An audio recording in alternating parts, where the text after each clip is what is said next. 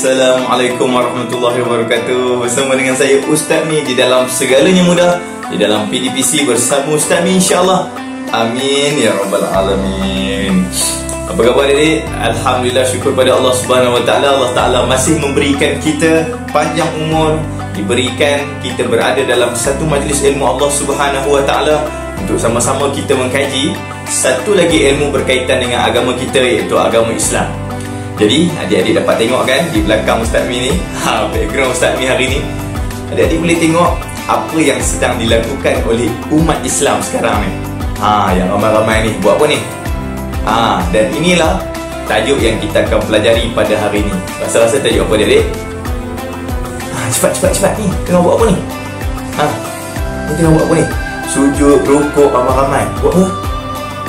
Ia pandai solat berjemaah. Jadi adik-adik, insya-Allah hari ni Ustaz Mi tak nak buang masa. Kita akan terus kepada pembelajaran kita pada hari ni adik-adik, iaitu kita akan belajar subjek pendidikan Islam tingkatan 2 bidang fiqh, pelajaran yang ke-14.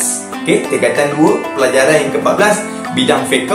Tajuk kita hari ni adik-adik ialah solat berjemaah pengikat hati.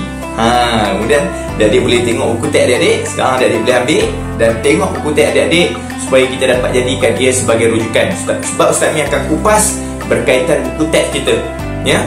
Jadi adik-adik boleh tengok buku teks kita tingkatan 2 muka surat 90 hingga 96. Dah sedia adik-adik? Dah sedia? Okey, kita akan mulakan. Sebelum tu kita baca doa dulu. Bismillahirrahmanirrahim. Rabbi shrah li sadri wa yassir li amri wahlul 'uqdatam min lisani yafqahu qawli. Amin ya rabbal alamin. Okey adik-adik? Adik-adik baca doa dah? Dah? Okey, kita akan mulakan adik-adik. Okey, kita tengok dulu mula-mula adik-adik ialah objektif pembelajaran kita, supaya kita tahu apa yang kita akan dapat pada hari ini. Dan hari ni adik-adik kita punya objektif sampai 11. Banyaklah hari ni, tak tahulah habis berapa. Tak apa, Ustaz Mi akan buat secara ringkas je. Kita akan buat secara ringkas. Janji adik-adik faham. Kalau adik-adik tak faham juga, adik-adik boleh tanya kepada ustaz ataupun ustazah di sekolah adik-adik, ataupun boleh juga komen di dalam ruangan komen video Ustaz Mi kali ni, insya-Allah. Okey, objektif pembelajaran yang pertama, maksud solat berjemaah. Kita akan tahu maksud solat berjemaah. Yang kedua, kita akan tahu hukum solat berjemaah. Yang ketiga, kita akan tahu dalil nakhli solat berjemaah. Apa firman Allah berkaitan solat berjemaah?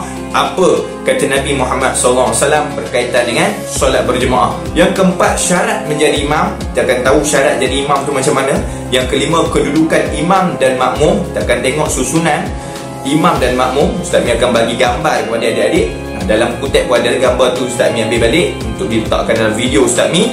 Kemudian yang keenam, syarat solat berjemaah. Yang ketujuh, adab solat berjemaah. Yang kesembilan, hikmah.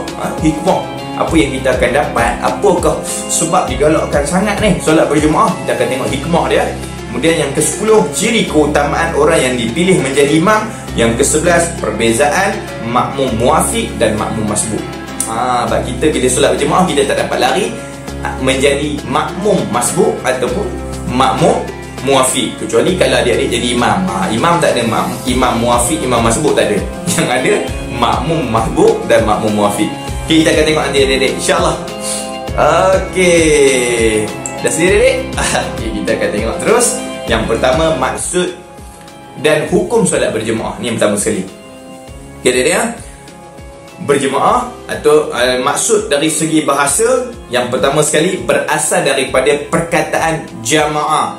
Okey, jamaah yang bermaksud berkumpul. Ni dari segi bahasa.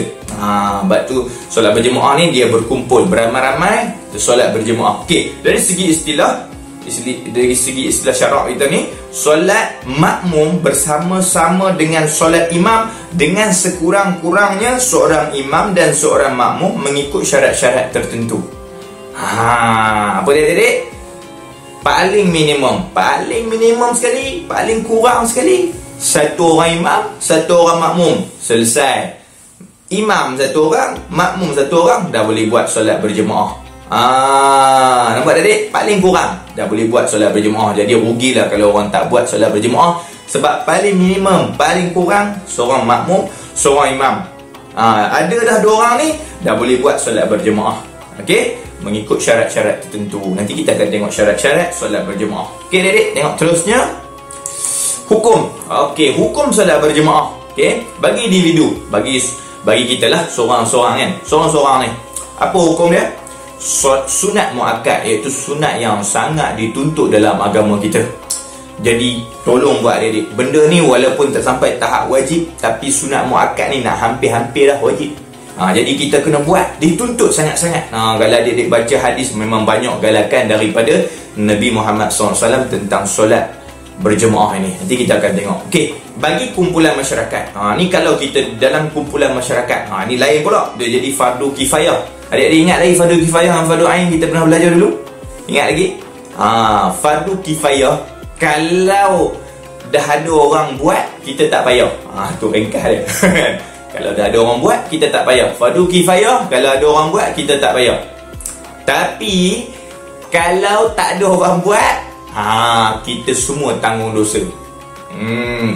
Sebab tu dikatakan bagi kumpulan masyarakat ataupun satu komuniti masyarakat tu, dalam satu kampung kita, contoh adik-adik, satu kampung kita tu ada masjid. Okey, tiba-tiba masjid hari tu tak ada orang azan, tak ada orang jadi imam, dan tak ada makmum hari tu. Tak ada solat berjemaah lah. Azan tak dengar. Lepas tu tanya-tanya, azan tak ada tu, ada ke orang solat jemaah? Tak ada, hari ni imam pun sakit, makmum pun tak ada siapa datang. Habis adik-adik, habis apa tu? Habis satu kampung tu tanggung dosa. Satu kampung tu berdosa kerana tak ada orang yang mendirikan solat berjemaah. Ini maksud dia bagi kumpulan masyarakat. Kalau tak ada orang buat, satu kampung tanggung dosa. Maksudnya setiap orang akan berdosa dalam kampung tu. Allahu Akbar. Jadi mau ataupun tidak mau, kena berusaha untuk melaksanakan solat berjemaah. Bagi satu komuniti mesti ada solat berjemaah. Okay, dek, paling kurang mesti ada seorang imam dan seorang makmum. Lepas dah yang lain. Bila dah ada imam, ada makmum, yang lain terlepas daripada dosa tu. Faham dek? Cantik. Jadi sangat penting adik, kita menjadi orang yang konsisten melaksanakan solat berjemaah. Kalau kata tak ada orang lah adik, kita pergi, pahala kita besar. Kita yang buat, semua orang terlepas daripada dosa. Adik-adik, cantik. Okey, kita teruskan lagi adik-adik. Dalil solat berjemaah. Sekarang baru kita tengok dalil dia. Okey, dalil dia yang pertama dalam surah Al-Baqarah ayat 43. A'udzu billahi minasyaitonir rajim. Wa aqimus salata wa atuz zakata warka'u ma'ar raki'in. Shadaqallahul azim. Maksudnya, dan dirikanlah solat, keluarkanlah zakat, dan rukuklah kamu semua berjemaah. Ni maksud dia. Dekat sinilah dalil solat berjemaah. Rukuklah kamu semua berjemaah bersama-sama dengan orang-orang yang rukuk. Quran pun, firman Allah pun beritahu, rukuklah kamu semua dengan solat berjemaah. Sampai Imam Al-Qurtubi, adik-adik boleh tengok dekat paparan ni, Imam Qurtubi kata apa? Maksud rukuklah kamu dengan orang-orang yang rukuk ialah solatlah kamu secara berjemaah. Apa adik? Ni anjuran kita untuk solat berjemaah. Cantik. Kita tengok seterusnya. Ini hadis Nabi Muhammad SAW. Salatul jama'ati afdalu min salatil fardhi bi 27 darajah. Ni hadis ni popular. Sekarang ni dalam khutbah memang ada. Kalau khutbah di negeri Perak ni memang ada hadis ni. Maksudnya solat secara berjemaah lebih baik daripada solat bersendirian sebanyak 27 darjat. Allahu Akbar. 27 darjat adik-adik. Bayang seorang-seorang tak ada dapat. Tak dapat apa? Tak dapat darjat 27 darjat ni. Tapi kalau kita semayang, Allah Ta'ala naikkan darjat kita 27 darjat. Dan ada ulama mengatakan bahawa 27 kali ganda pahala daripada orang yang semayang seorang. Tak nak lagi adik-adik? Allahu Akbar. Jom kita tengok lagi seterusnya. Hadis Nabi Muhammad SAW. Bashiril masyaina fi dhulami ilal masajidi binuri tammi yaumal qiyamah. Abu Daud dan Tirmizi. Ni spektrum ilmu nak bagi tahu, tambah lagi apakah kelebihan orang yang solat berjemaah ni. Okey, Buraidah meriwayatkan bahawa Rasulullah SAW bersabda, maksudnya berikan berita gembira kepada orang yang berjalan dalam kegelapan ketika ke masjid. Ni cerita orang semayang apa ni? Kegelapan. Ya, semayang subuh, sejuk-sejuk tu datang, gelap-gelap tu datang. Siapa yang waktu tu dia jalan dalam kegelapan malam tu pergi ke masjid, dia akan dapat satu cahaya yang sempurna hari kiamat. Adik-adik, hari kiamat gelap. Hari kiamat gelap. Adik-adik bayang nak lintas titian sirat tu kerana panasnya api neraka Allah Ta'ala, neraka Jahanam itu panas, dipanaskan beribu-ribu, tak tahu berjuta tahun ataupun berapa lama tahun, sampai hitam. Sampai gelap, sampai tak nampak. Bayangkan nak lalu titian sirat tak ada cahaya, macam mana nak lalu? Silat-silat boleh jatuh ke bawah, tapi Allah Ta'ala bagi cahaya bagi orang yang berjalan di hari akhirat. Kalau dia baca tentang cahaya ni lagi lah, orang nak pinjam cahaya kita.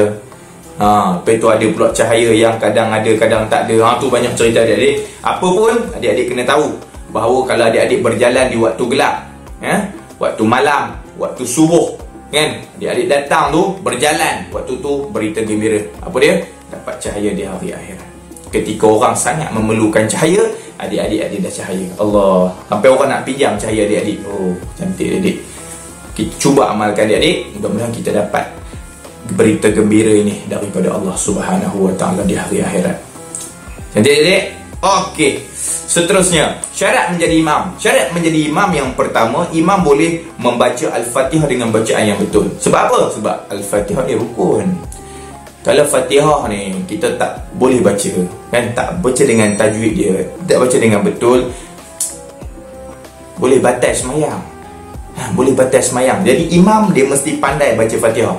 Ustaz Mi dulu pun masa temu duga nak jadi imam, ni nombor satu sekali kena baca. Tak pas yang ni, tak boleh jadi imam. Nampak adik? Okey. Nombor dua, imam lelaki bagi semua makmum. Okey. Yang kedua dia cerita tentang imam. Imam lelaki bagi semua makmum. Okey, dalam satu kumpulan ada lelaki, ada perempuan, ada kumpulan lelaki, ada kumpulan perempuan. Dia mesti lelaki jadi imam. Tak boleh walaupun ada satu kumpulan perempuan dan perempuan tu baca Al-Fatihah dia hebat ke, merdu ke suara dia, tak boleh. Dia mesti lelaki juga. Nampak adik? Sebab apa? Imam perempuan hanya bagi makmum perempuan. Sebab perempuan bagi perempuan je. Tak boleh. Nampak adik? Nampak? Okey, macam mana keadaan sekalipun, kalau ada satu kumpulan lelaki, satu kumpulan perempuan, mesti lelaki jadi imam, walaupun perempuan tu ada kelebihan lain. Nampak adik? Dan perempuan nak jadi imam juga, hanya untuk perempuan, tak boleh ada lelaki dalam tu. Faham? Cantik. Yang ketiga, makmum meyakini sahnya solat imam. Makmum dia tengok imam tu, dia kenal imam tu, dia yakin imam ni seorang ustaz, imam ni alim tentang agama, imam ni ada ciri-ciri seorang imam. Kita jadi yakin sah sembahyang kita bersama dengan dia, dan sah dia menjadi imam. Nampak adik? Cantik. Seterusnya, ciri keutamaan orang yang dipilih sebagai imam. Ni yang tadi tu, kita nak yakin imam tu jadi imam, kita kena tahu ciri-ciri dia. Baru kita boleh yakin dia jadi imam. Okey, kita tengok ciri-ciri. Okey, ciri-ciri keutamaan orang yang dipilih sebagai imam. Apabila terdapat 2 orang atau lebih ahli jemaah yang mencukupi syarat imam, maka keutamaan pilihan imam ialah seperti berikut. Kita tengok keutamaan. Kita nak jadikan seseorang itu imam, dia ada ciri-ciri dia. Ni bila ada satu kumpulan ramai, mana satu aku nak pilih ni, kan? Mana satu aku nak pilih ni? Kita tengok ni. Yang pertama, pemimpin. Contoh kalau seorang pemimpin dalam masyarakat tu dibuat satu program, tiba-tiba time nak semayang. Bila time nak semayang, orang yang paling afdal untuk kita pilih ialah pemimpin tersebut untuk jadi imam. Okey. Yang kedua, imam dilantik oleh pemerintah. Ni popular lah. Imam-imam di masjid selalunya diberikan temuduga. Macam Ustaz Mi dulu ditemuduga.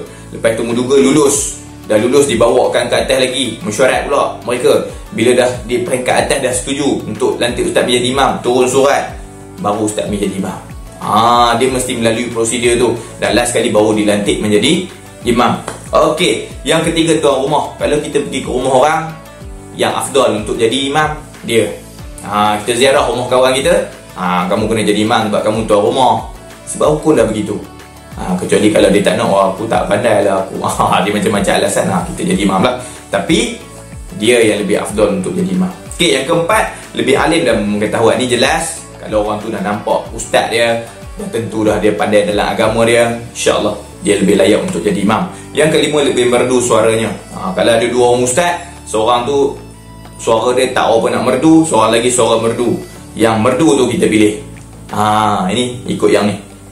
Dua-dua alim, tapi seorang lagi suara dia sedap sikit daripada yang seorang lagi. Okey? Bukan yang tadi tak pandai baca Quran, pandai, cuma suara kurang. Okey. Jadi lebih merdu suara, yang itu kita pilih. Yang keenam, lebih bersih badannya dan kemas pakaiannya. Sebelum nak jadi imam, kan ada dua orang ustaz, suara merdu dua-dua. Kita tengok pada pakaian pula. Tengok pakaian mana yang satu yang lebih baik, pakaian yang kemas sikit. Seorang ni pakai t-shirt, seorang lagi pakai jubah. Kita pilih yang jubah jadi imam, walaupun dua-dua ustaz. Nampak adik? Dari segi kekemasan tu. Okey.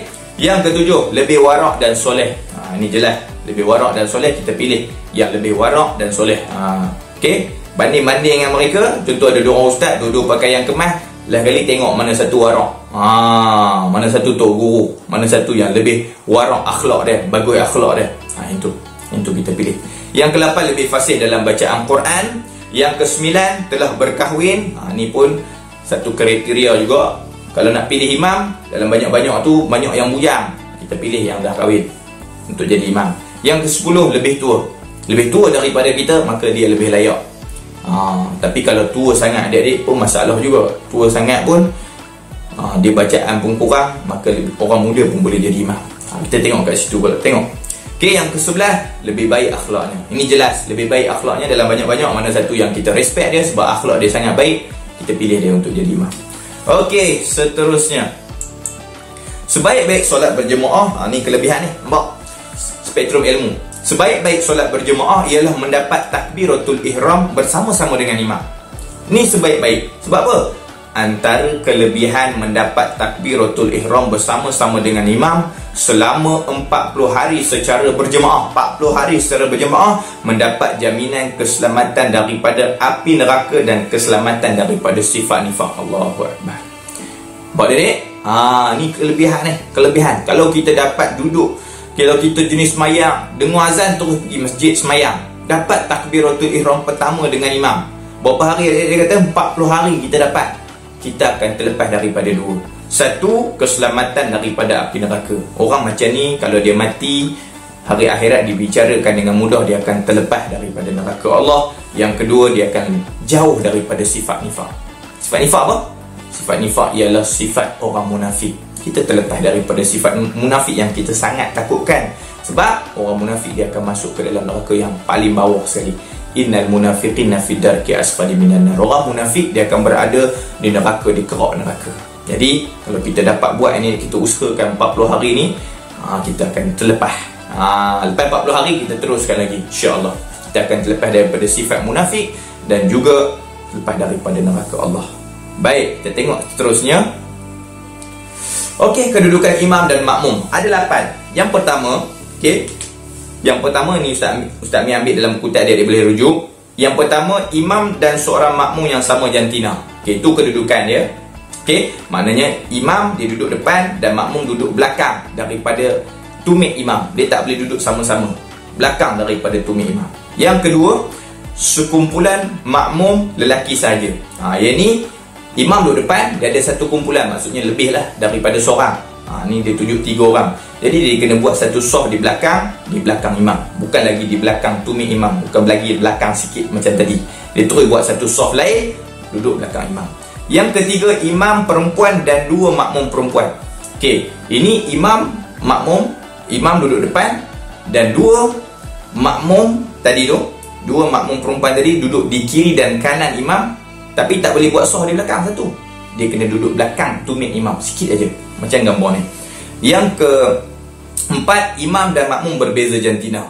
Okey, imam lelaki duduk depan. Tengok gambar ni, imam lelaki duduk depan dan sekumpulan tadi tu, jantina berbeza jantina ataupun tak kira lah kalau satu kumpulan ke, kalau seorang ke, dia mesti duduk di belakang imam, bentuk soft di belakang imam. Faham tak, dek? Okey, seterusnya kita tengok imam perempuan dan 3 atau lebih makmum perempuan. Ni satu kumpulan perempuan, imam perempuan duduk depan dan 3 orang lagi duduk belakang. Duduk belakang tu buat satu soft ke macam mana? Tak. Dia duduk belakang tumit imam, sikit aja. Okey, dan kiri dan kanan imam. Kiri dan kanan imam. Itu tambah seorang lagi duduk di belah kanan. Kalau ada seorang lagi duduk di belah kiri. Yang penting seimbang tu nanti. Dan yang penting duduk di belakang belakang tumit imam. Belakang sikit je. Tak buat bentuk soft tau. Faham adik? Okey. Kemudian yang ke-6, sekumpulan makmum lelaki dan seorang makmum perempuan. Tengok gambar ni. Imam duduk depan sekali. Lelaki, sekumpulan lelaki tu tadi, dia duduk buat satu soft di belakang imam. Kemudian perempuan dah habis satu soft tu. Lepas dibuat soft belakang tu. Lepas tu dah habis semua lelaki kat belakang tu. Belakang sekali. Belakang sekali perempuan yang seorang tadi tu. Okey, tengok gambar ni. Okey, seterusnya yang ke-7, seorang makmum lelaki dan sekumpulan makmum perempuan. Okey, macam mana kedudukannya? Imam duduk depan. Kemudian lelaki seorang lagi tu duduk di sebelah imam, tetapi dengan syarat belakang tumit imam, sikit aja. Dia tak buat soft di belakang imam, tak. Tapi dia duduk belakang sikit je imam. Lepas itu sekumpulan perempuan tadi bentuk soft di belakang. Macam gambar ni. Okey, Dek? Okey. Yang ke-8, sekumpulan makmum lelaki dan sekumpulan makmum perempuan. Ini yang terakhir, yang ke-8. Sekumpulan makmum lelaki dan sekumpulan makmum perempuan. Jadi lelaki duduk depan sekali. Kemudian satu kumpulan lelaki, imam lelaki duduk depan sekali. Satu kumpulan lelaki duduk buat soft di belakang imam. Okey, habis. Habis kira kalau lebih pada 3 macam dalam 3. Kalau banyak, habis lelaki tu dah buat soft. Kemudian belakang sekali baru kumpulan perempuan. Okey, satu kumpulan perempuan dia buat soft yang baru di belakang. Okey, Adik-adik? Cantik, jelas insya-Allah. Kalau tak jelas, Adik-adik boleh tengok gambar ni. InsyaAllah jelas. Jadi contoh. Okey, syarat sah solat berjemaah. Nombor 1, makmum berniat mengikut imam. Jelas, kita selalu kan ikut imam. Jadi, kita kena niat makmuman ataupun mengikut imam. Dalam niat kita. Saja aku semayang subuh, kan? Saja aku semayang fardu subuh 2 rakaat mengikut imam. Tu bahasa Melayu kan. Kalau bahasa Arab dia, usolli fardhu subhi rakaataini makmuman. Dia ada makmuman. Dan lillahi ta'ala. Okey, Dek? Yang kedua, makmum mengetahui pergerakan imam. Maksudnya makmum dia tahu pergerakan imam. Bila imam sebut sami Allahu liman hamidah, dia dengar, kan? Bila makmum sebut bila imam sebut Allahu akbar, dia tahu imam tu nak rukuk. Sami Allahu liman hamidah, dia tahu imam i'tidal. Dia tahu pergerakan imam tu, dia tahu. Okey, Dek? Cantik. Yang ketiga, kedudukan makmum di belakang imam, iaitu tumit makmum mesti di belakang tumit imam. Tengok gambar tu. Di belakang tu. Yang tadi tu dia kata kalau imam seorang, makmum seorang, dia mesti belakang sikit.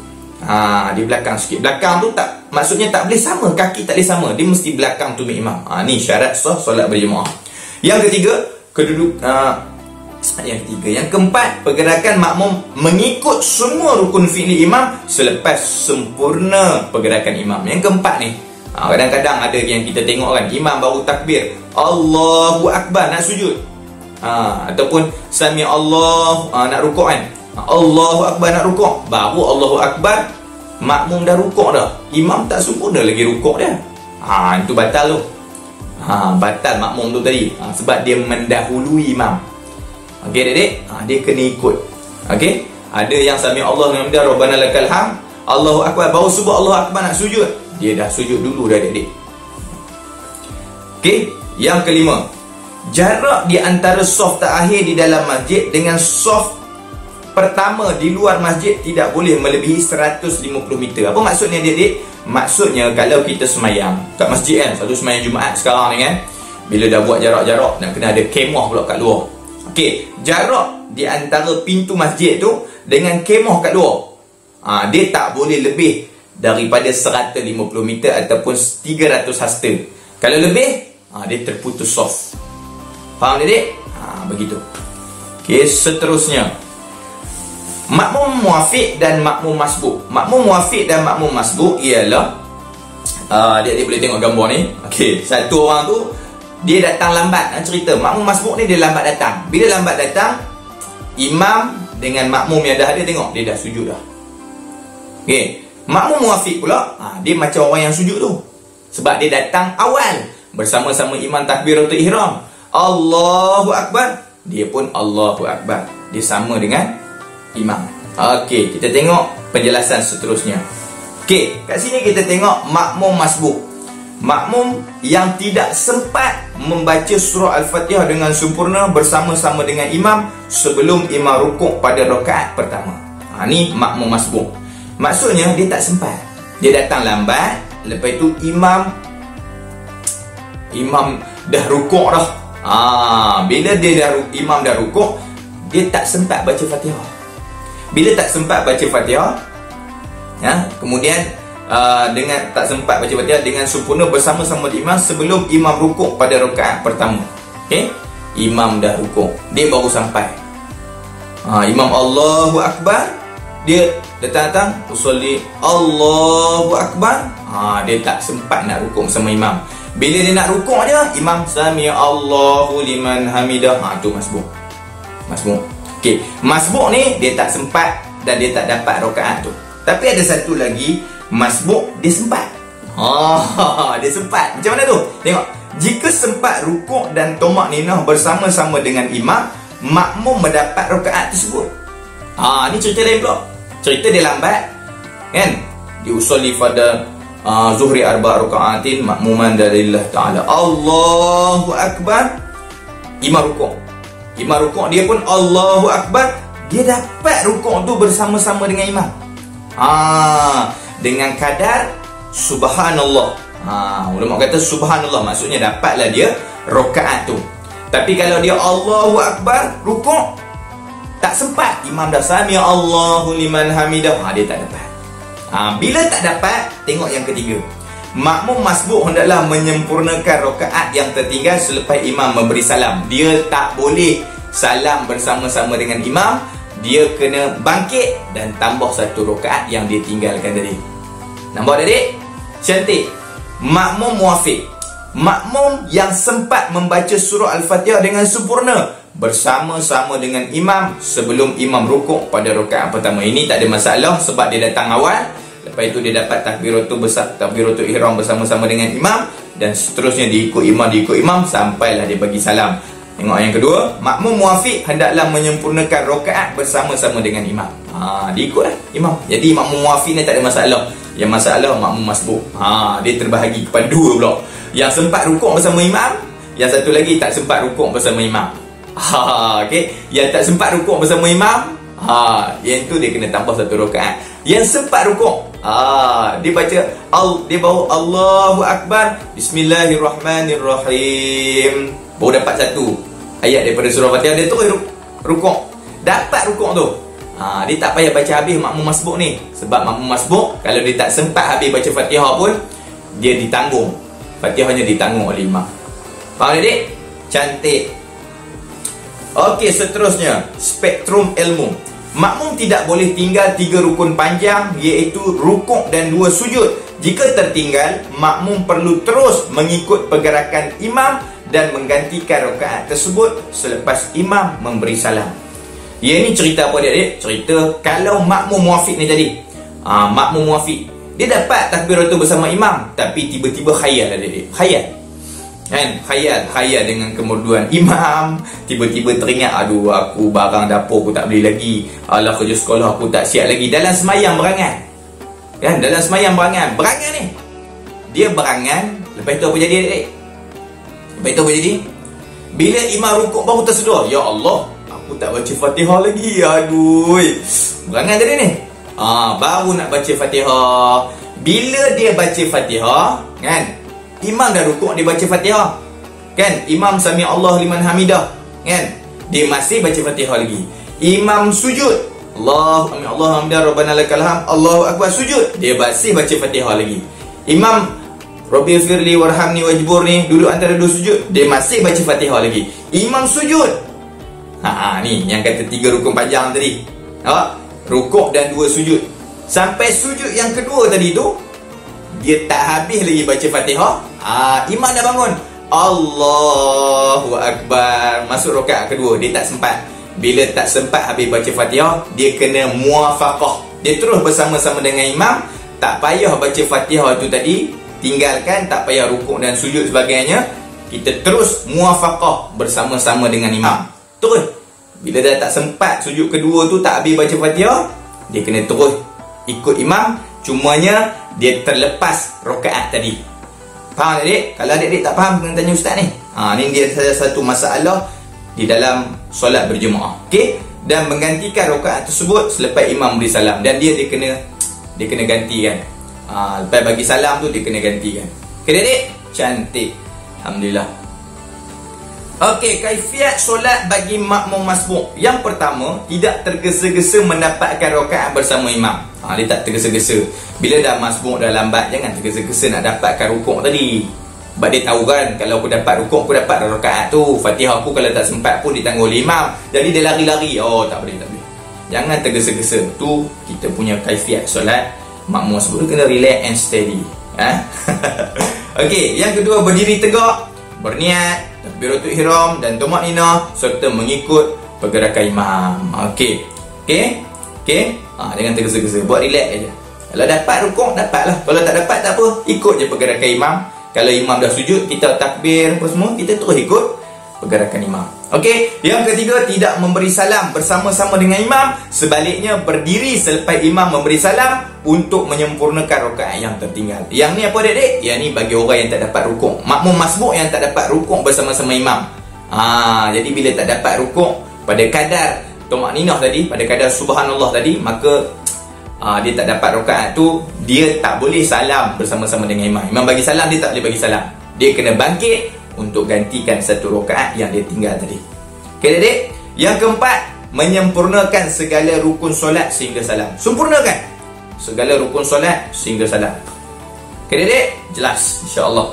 Seterusnya, hikmat solat berjemaah. Ni dah habis dah.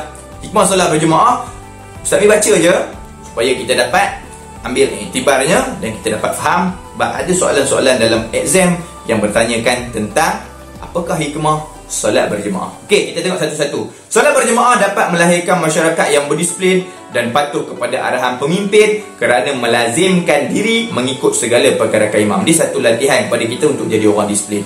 Satu. Yang kedua, menyatukan hati umat Islam kerana sentiasa solat dengan saf yang teratur. Ini menyatukan hati. Kita duduk sekali ramai-ramai, kita jadi orang yang dapat menyatu. Tu yang kata solat berjemaah pengikat hati. Duduk dalam satu saf, rapat-rapat, tak kira kamu kaya ke, kamu miskin ke, kamu pemimpin ke, kamu darjat tinggi ke, tapi duduk sekali, dia ikat hati kita adik-adik.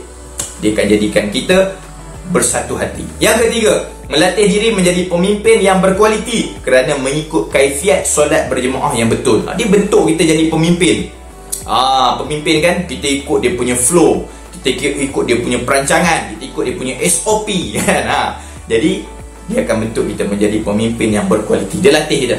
Okey, seterusnya, hikmah sambungan dia yang keempat, solat berjemaah dapat ganjaran pahala dengan kelebihan 27 kali ganda berbanding solat sendirian. Tak nak lagi adik-adik. Yang ni kita kena kejar. Bukan setakat ni, tadi kita tengok kan, kalau 40 hari takbiratul ihram bersama dengan imam, kita terlepas daripada api neraka dan kita terlepas daripada sifat munafik. Ini mahal adik-adik. Jom kita usahakan. Yang kelima, menjadikan tubuh badan lebih segar dan bertenaga. Kerana solat berjemaah menyeimbangkan cas elektrik positif dan negatif dalam badan. Ni orang kaji dah. Kenapa orang Islam ni dia solat rapat-rapat? Kenapa ni? Sebab dia ada ni cas elektrik positif dan elektrik negatif dalam badan. Dia bila duduk sekali, dia akan bentukkan satu ketahanan dalam tubuh kita ni. Lalu kita jadi bertenaga dan jadi lebih segar badan kita. Ni orang kaji. Hebat solat berjemaah adik. Jom kita buat. Okey, adab solat berjemaah. Spektrum ilmu. Jadi kita dalam solat berjemaah ada adab-adabnya adik. Jom kita tengok satu persatu. Yang pertama, pakai pakaian bersih yang tidak berbau. Sebab kalau berbau adik, orang sebelah jadi tak seronok adik. Dia jadi lain pula. Silap-silap, apa ni busuk sangat ni, penampuan dah. Kan macam-macam, nak bergaduh pula. Nak busuk duduk belakang, orang nak datang sembah Allah, jadi bergaduh pula adik-adik. Jadi kita datang dengan pakaian yang wangi sebab kita nak sembah Allah, bersih sebab kita nak sembah Allah, kan, Tuhan kita. Jadi macam tu adik. Dan orang lain pun selesa dengan kita. Yang kedua, pakai pakaian yang tidak bercorak. Sebab kalau bercorak, bergambar dan sebagainya, ganggu orang lain. Tambah bertulis kan, bertulis pula kat belakang kan. jangan pandang aku. Tulis. Kita pun tengok. Kadang-kadang kan, tengok pelajar-pelajar kan. Pelajar-pelajar kan dia ada satu baju belakang tu batch ke-24 SMK Temenggung contoh sekolah ustaz. Itu tulis nama satu-satu. Orang kat belakang tu baca nama tu. Lain kali baca nama kat belakang kawan tu, terlepas baca Fatihah. Kan susah tu. Jadi ada adab ni. Jadi jangan bercorak, jangan bergambar, jangan bertulisan. Biar kosong. Pakai jubah, pakai baju Melayu yang kosong. Jadi orang lain pun sedar dapat khusyuk dalam semayang. Okey, yang ketiga, penuhkan soh di hadapan terlebih dahulu. Okey, itu kita tahu semua sebab dia ada kelebihan. Soh hadapan pun satu kelebihan. Okey, yang keempat, rapatkan dan luruskan soh. Ini ada adab dia. Rapat dan luruskan soh. Yang kelima, bertenang dan tidak berkeluh kesah ketika solat. Solat ni kita dengan Allah. Jadi kita tenangkan diri kita, baca Fatihah satu-satu. Alhamdulillahi Rabbil Alamin. Satu-satu baca sambil kita tadabbur ayatnya dan sebagainya. Dia dapat membantu kita khusyuk dalam solat kita. Alhamdulillah adik-adik. Kemudian kita tengok amalan. Amalan yang ada dalam buku teks, dia bagi amalan apa? Amalan ni lepas kita semayang berjemaah, dia ada amalan. Amalan ni kalau adik-adik selalu solat berjemaah, imam-imam dia akan wiridkan amalan-amalan ni. Okey, yang pertama Ustaz baca je istighfar. Astaghfirullahalazim 3 kali.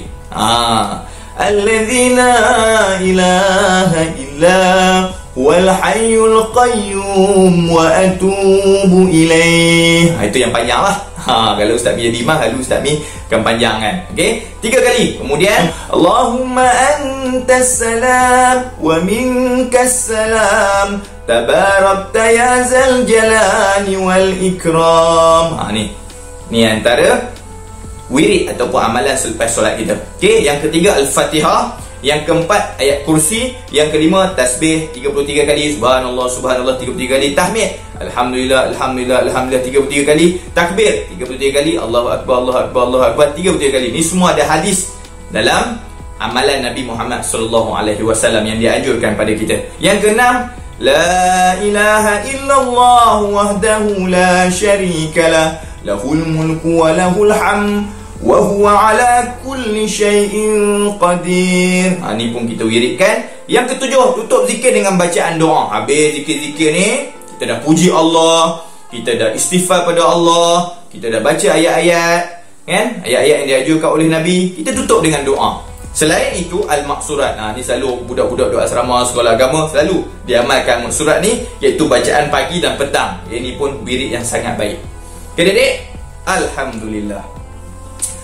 Habislah adik-adik perjumpaan kita pada hari ini. Habislah 11 objektif yang kita dah buat pada pertemuan pada kali ini. Minta maaf panjang sikit, tapi tak apa adik-adik. Adik-adik boleh ulang kalau tak sempat dalam tempoh masa yang panjang untuk mengikuti video ni. Adik-adik boleh ulang, sambung sikit-sikit, insya-Allah, supaya kita dapat manfaat daripada pembelajaran ataupun ilmu dalam agama kita, insya-Allah. Okey adik-adik, jangan lupa jawab 25 soalan kuis yang di deskripsi yang Ustaz Mi sediakan khas untuk adik-adik. Tekan link dan jawab semua soalan. Dan jangan lupa subscribe channel Ustaz Mi ini supaya kita dapat bertemu lagi pada pertemuan yang akan datang. Tahniah semua sampai ke saat ini adik-adik bersama dengan Ustaz Mi, dan kita jumpa lagi pada masa-masa akan datang. Jom meriahkan masjid-masjid, rumah-rumah Allah dengan solat berjemaah, dan kita akan dapat apa adik-adik? 27 darjat daripada Allah, 27 kali ganda pahala daripada solat bersendirian, terlepas daripada api neraka Allah kalau kita kekal dengan apa? Takbiratul ihram yang pertama bersama dengan imam. Datang masjid awal, takbiratul ihram 40 hari. Nabi kata apa? Terlepas daripada neraka, dan kita akan dapat apa? Terlepas daripada sifat munafik. InsyaAllah kita usahakan. Ustaz Mi doakan, dan adik-adik tolong doakan Ustaz Mi. Jumpa lagi adik-adik. Jazakumullah khairan. Assalamualaikum.